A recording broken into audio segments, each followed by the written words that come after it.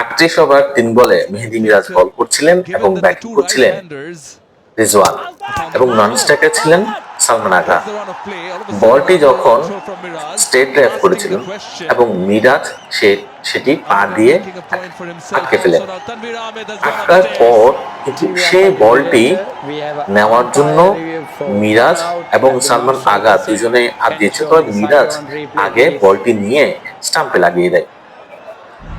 এইটুকুতেই ক্ষিপ্ত হয়ে যায় সালমান আগা। যখন মিরাজ বোলিং করে তখন সালমান আগা 2 স্টেপ আগে গিয়েছিলেন এবং এর মধ্যে তিনি ক্রিজে আসেননি। সেক্ষেত্রে সে তো আউট হবেই এবং সে হয়তো চেয়েছিল যে একটু বলটা নিয়ে তাকে দেওয়া।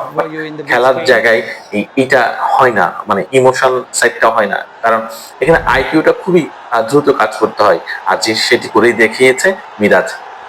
সেটা তো অনেক আলোচনা হয়েছে, তবে সালমান আগা যেটা করতে চেয়েছে, আমার মনে হয়েছে সালমান আগা যেটা করতে চেয়েছে সেটা হচ্ছে বলটা নিয়ে তাকে দেওয়া।